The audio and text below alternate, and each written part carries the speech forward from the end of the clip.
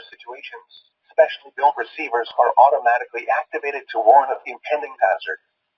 Tests of these receivers are normally conducted by the National Weather Service every Wednesday between 11 a.m. and noon. When there is a threat of, or existing severe weather, in the area, the test will be postponed until the following day. This ends the test of National Weather Service weather radio warning alarm.